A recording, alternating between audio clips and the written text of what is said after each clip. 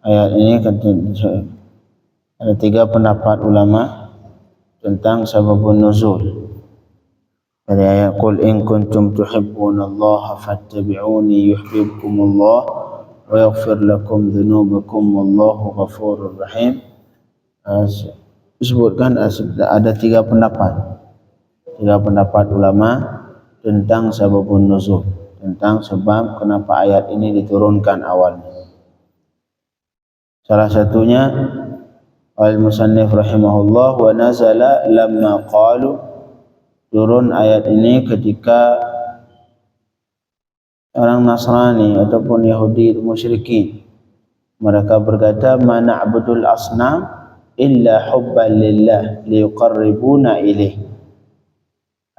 Kata mereka ini kufar ini, kami tidak menyembah patung itu semua melainkan cuma karena kami cinta ke Allah. Ini kami sembah mereka ini karena kami cinta ke Allah. Liqarribuna ilaih, supaya patung-patung ini membawa kami, mendekatkan kami ke Allah. Ini alasan mereka. Ma na'budul asnam, kami tidak menyembah patung kecuali sebenarnya karena kami justru cinta ke Allah. Karena cinta ke Allah makanya kami sembah patung. Kenapa? Dengan alasan kata mereka, karena patung inilah yang bisa membawa kami sehingga dekat kepada Allah. Na'udzubillah min dzalik. Enggak tahu gimana cara berpikir mereka itu. Gimana cara patung mendekatkan mereka ke Allah. Padahal di salah satu ayat Al-Qur'an, mereka itu orang musyrikun itu dulu orang muslimin dilarang mencaci patung-patung. Dulu pernah, awala tasubbul ladzina yad'una min dunillah, kata Allah, jangan kalian caci hina patung-patung mereka. Karena fayasubbullah aduan bighairi ilm, karena mereka balik dengan mencaci Allah. Itu kaum musyrikin Mekah dulu, mereka patung bagi mereka utama, Allah itu sekedar nama.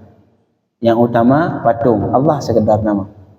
Dengan bukti mereka kalau misalkan muslimin menghina patung mereka, maka mereka balik dengan menghina Allah Subhanahu wa taala. Artinya mereka tidak menyembah Allah. Ini cuma klaim belaka doang. Di ayat yang lain Allah katakan, innallaha la yahdi man huwa kadzibun kaffar. Ketika mereka mengatakan ini, kami enggak nyembah patung kecuali cuma karena cinta ke Allah, karena ini patung ini yang membawa kami sehingga dekat ke Allah. Ini perkataan mereka ini cuma perkataan bohong yang disesuai dengan yang Allah katakan, innallaha la yahdi man huwa kadzibun kaffar. Maka Allah tidak menunjukkan, tidak memberi petunjuk kepada orang kadzib, kepada orang bohong yang kafar, yang kafir. Ini ayat ini turun ketika orang yang musyrikin mengatakan bahwa kami sebenarnya menyembah patung ini cuman karena cinta ke Allah Subhanahu wa taala. Karena bagi kami ini patung inilah yang membawa kami sehingga dekat ke Allah. Na'udzubillah min dzalik. Ya ada itu. Kata Allah Subhanahu wa taala untuk menjawab pernyataan mereka, qul, jawab wahai Muhammad. Qul lahum ya Muhammad, sampaikan kepada mereka wahai Muhammad, in kuntum tuhibbunallah, jika kalian mencintai Allah. Jadi kata kalian ini, kalian enggak nyembah patung kecuali karena untuk mendapatkan cinta Allah Subhanahu wa taala. Sekarang kalau benar kalian cinta ke Allah, in kuntum tuhibbunallah, jika kalian benar-benar mencintai Allah Subhanahu wa taala, fattabi'uni. Di situ patokan. Maka ikutilah aku, kata Allah, kata Allah. Sedangkan patokan kalian cinta ke Allah atau tidak dengan mengikutku atau tidak. Kalau nyembah patung kemudian kafir kepadaku, kata Nabi Muhammad, enggak cinta ke Allah. Dalil yang kata ya kaum musyrikin, mereka nyembah patung untuk membuktikan cinta ke Allah. Padahal dalam Islam pembuktian cinta ke Allah atau tidak dengan mengikuti syariat Rasulullah sallallahu alaihi wasallam atau tidak. In kuntum tuhibbunallah fattabi'uni, jika kalian benar-benar mencintai Allah seperti yang kalian katakan dan menyembah patung tadi, fattabi'uni, maka ikutilah aku, kata Rasul sallallahu.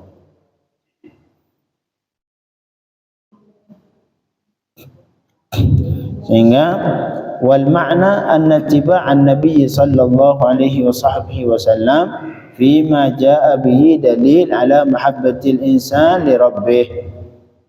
Maka sesungguh mengikuti Nabi Muhammad sallallahu alaihi wasallam pada seluruh yang dibawakan oleh Nabi, seluruh syariat yang dibawakan oleh Nabi, dari segi akidahnya, dari segi muamalat, dari segi amaliyahnya, dari segi tazkiyahnya. Tiga-tiganya itu semua syariat Nabi kita ikuti. Itulah sebagai dalil, sebagai bukti bahawa kita mencintai Allah Subhanahu wa taala. Jadi jangan katakan saya cinta ke Allah tapi kemudian bermaksiat, ya.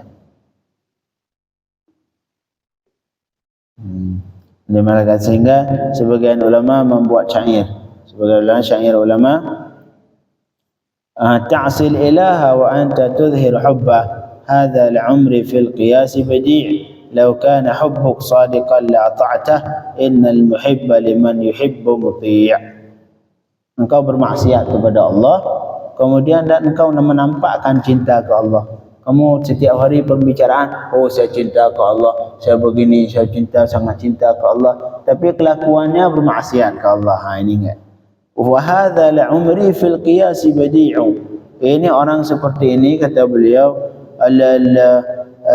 kalau dilihat itu badi', aneh.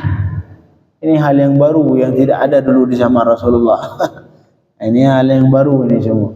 Tak pernah di zaman Rasulullah salafus salihin, enggak ada orang seperti ini. Giliran mulutnya, oh saya cinta ke Allah, Masya Allah, tapi kemudian kelakuannya bermaksiat ke Allah Subhanahu. Lau kana hubbuk sadiqan la'ata'tah.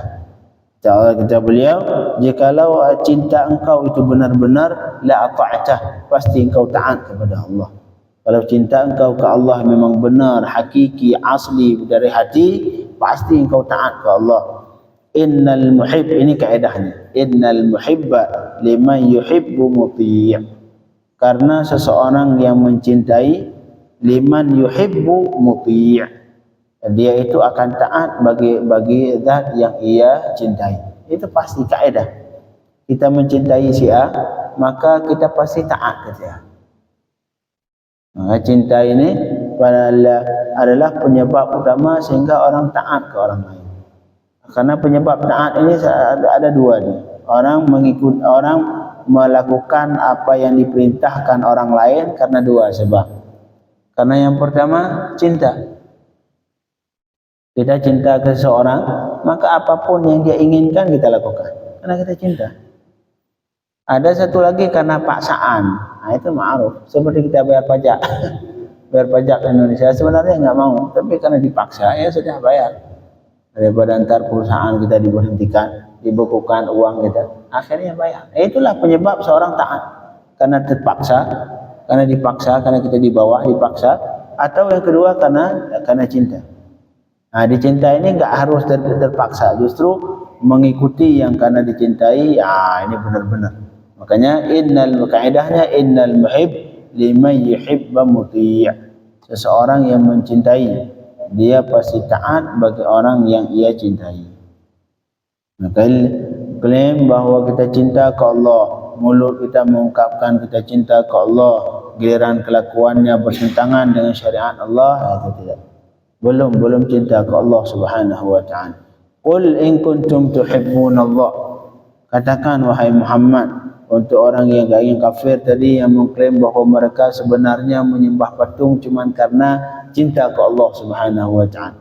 Katakan, in kuntum tuhibbunallah, jika kalian benar-benar mencintai Allah, caranya bukan dengan nyembah patung. Caranya bukan dengan nyembah patung, tapi caranya yang benar adalah fattabi'uni, ikuti apa yang aku bawa, kata Rasul. Ikuti syariat yang aku bawakan dari segi akidahnya, amaliyahnya, tazkiyahnya. Ikuti. Yuhibbukumullah.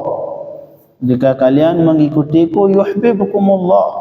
Mencintai akan kalian oleh Allah, akan dicintai oleh Allah Subhanahu wa taala. Bima'na annahu yusibukum. Makna Allah mencintai kita artinya maksudnya annahu, bahwa Allah memberi pahala kepada kalian. Karena cinta itu pada dasarnya sifat hati, perasaan. Dan perasaan ini Allah Subhanahu wa taala tidak sama dengan makhluk, enggak ada hati pada Allah. Makanya sifat cinta kalau pada manusia ya sebuah perasaan yang ada dalam hati, tapi pada Allah tidak mungkin dinisbatkan cinta.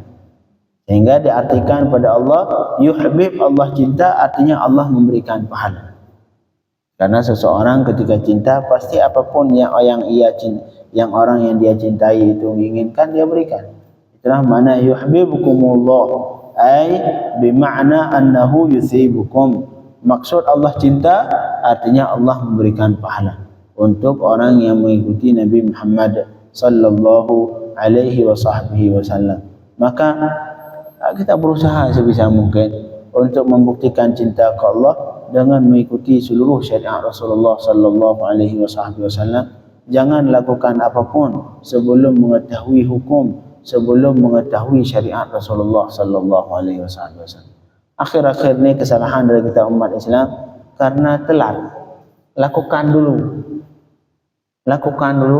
entar udah lakukan baru tanyain hukum. Ini bagaimana Pak Ustaz? Ini hukum ini bagaimana Pak Ustaz? Bagaimana syariat Nabi Muhammad di masalah ini? Setelah dilakukan setahun 2 tahun, akhirnya yang membingungkan Ustaz. Akhir-akhir ini lebih bermasalah lagi masalah cerai. Cerai dulu dah. Cerai. Oh, kamu talak 3, talak 4, talak 10. Besoknya ditanyain Pak Kiai, ada enggak pendapat yang membolehkan saya rujuk? Na'udzubillah min dzalik. Giliran sebelum cerai seharusnya. Sebelum cerai tanyain. Pak Ustaz, ini kalau saya melakukan ini cerai ke istri, kalau cerai seperti ini bagaimana hukumnya? Cerai seperti ini bagaimana hukumnya? Baru ntar ngerem. Pas pengen cerai ngerem. Oh, jangan. Ini enggak. Giliran marah sama istri, istri ngotot, dia ngotot, akhirnya kata istri, cerai saya. Ayo udah, saya cerai. Baru besoknya pusing tanya ke Ustaz, ini saya udah cerai istri, saya menyesal Pak Ustaz. Saya kemarin enggak dalam keadaan marah Pak Ustaz. Emang ada enggak pendapat dalam keadaan marah enggak jatuh talak Pak Ustaz? Emang ada enggak manusia yang menceraikan istri kalau lagi senang? Lagi senang tidur berdua, lagi main-main, tiba-tiba cerai istri? Enggak mungkin. Pasti orang cerai istri karena marah. Ada istilah cerai istri karena senang. Akhirnya nyari-nyari pendapat, ada enggak pendapat yang membolehkan saya rujuk? Akhirnya bingung. Yang seharusnya sebelum melakukan cari hukum dulu. Apapun perbuatan yang ingin kita lakukan, maka berusaha mencari hukum yang digariskan oleh Rasulullah sallallahu alaihi wasallam lewat pemahaman para ulama. Ulama tugasnya cuma memahami dari Al-Qur'an, memahami dari hadis, dari hadis Rasulullah sallallahu alaihi wasallam. Dari perkataan ulama lah kita bisa mengetahui syariat Nabi Muhammad sallallahu alaihi wasallam. Maka sebisa mungkin jangan lakukan apapun perbuatan yang belum kita ketahui hukumnya. Jangan lakukan sebelum tanyakan dulu hukumnya. Saya seperti ini, bagaimana hukumnya? Oh, ini boleh, dan jalankan. Tapi sebelum mengetahui hukum jangan. Akhirnya baru seperti cerai tadi. Akhirnya datangin Ustaz A. Oh, kata Ustaz A, oh enggak boleh rujuk, udah talak 3 sudah. Udah habis sudah. Oh, sudah. Besok datangin Ustaz B. Oh, bagaimana Ustaz? Ada enggak pendapat? Oh, enggak ada. datangin Ustaz C, semua Ustaz ditanyain sama dia, cuman untuk mendapatkan bisa rujuk. Kenapa enggak dari sebelumnya? Dari sebelumnya dia tanya ke Ustaz, sebelum dia nikah dia belajar dulu bab talak. Pas di awal-awal dia nikah belajar dulu, ini hukum talak seperti ini, cerai satu seperti ini, cerai dua seperti ini, cerai tiga seperti ini, sehingga dia punya pengetahuan tentang syariat Nabi Muhammad sallallahu alaihi wasallam, yang nanti ketika ia marah ke istrinya, ngerim mulutnya ngerim. Kalau enggak ada pengetahuan, enggak ada rem, udah lepas. Akhirnya anaknya jadi broken home. Yang salah siapa? Yang salah orang tua. Yang salah orang tua karena tidak mau mempelajari syariat Rasulullah sallallahu alaihi wasallam. Qul in kuntum tuhibbunallah, jika kalian benar-benar mencintai Allah, kata Rasul, fattabi'uni, maka ikutilah aku. Ini patokan cinta ke Allah atau tidak dengan ingin mengikuti Rasulullah sallallahu alaihi wasallam. Seberapa besar kita mengikuti syariat Rasulullah sallallahu alaihi wasallam, seberapa besar kita menjadikan syariat Rasul sebagai pedoman hidup, sebesar itulah cinta kita ke Allah Subhanahu wa taala. Yuhibbukumullah, pasti Allah mencintai kalian, artinya Allah memberi pahala kepada kalian. Wa yaghfir lakum dzunubakum, dan Allah dan mengampuni ya Allah untuk kalian akan dosa kalian. Wallahu ghafurur rahim, dan Allah Maha Pengampun bagi orang yang mengikutiku, kata ma salafa minhu qabla dzalik. Orang yang mengikuti Rasulullah akan diampuni oleh Allah apapun yang pernah ia lakukan sebelumnya. Rahim, Allah Maha menyayangi, maka memberi rahmat kepada orang yang mengikuti Rasulullah sallallahu alaihi wasallam. Nah, ini yang pertama. Yang pertama tadi sebabun nuzulnya untuk membantah pernyataan orang kafir musyrik yang menyatakan bahawa sebenarnya mereka menyembah patung itu untuk mendapatkan cinta Allah. Karena bagi mereka katanya, kami patung-patung inilah yang membawa kami sehingga dekat dengan Allah. Jadi sebagian ulama mengatakan sebab nuzul, sebab sehingga turun ayat ini karena perkataan Yahudi dan Nasrani bahawa mereka mengatakan nahnu abna Allah, kami ini anak Allah, wa ahibba'u, kami ini orang-orang yang dicintai Allah Subhanahu wa taala. Kami ini anak Allah, kami ini orang-orang yang dicintai Allah Subhanahu wa taala, baru pada turun ayat. Sebagian ulama mengatakan ayat ini turunkan ketika Nasrani Najran, ini Nasrani yang ada di Najran, kaum Kristen yang ada di Najran. Najran itu bagian dari Yaman, tapi sekarang sudah masuk dicaplok oleh Saudi. Sekarang sudah jadi bagian dari negara Saudi, negara Arab Saudi. Dulunya Yaman. Najran, kata mereka, ma'abadna Isa wa ummah illa mahabbatan lillah. Kami ini tidak menyembah Nabi Isa, tidak menyembah ibunya Nabi Isa, melainkan karena mencintai Allah. Ini Nasrani Najran. Mereka katakan kami menyembah Isa karena mencintai Allah. Baru yang terakhir yang tadi kita sebutkan, orang musyrikun Mekah mengatakan bahawa mereka menyembah patung sebenarnya karena cinta ke Allah Subhanahu wa taala.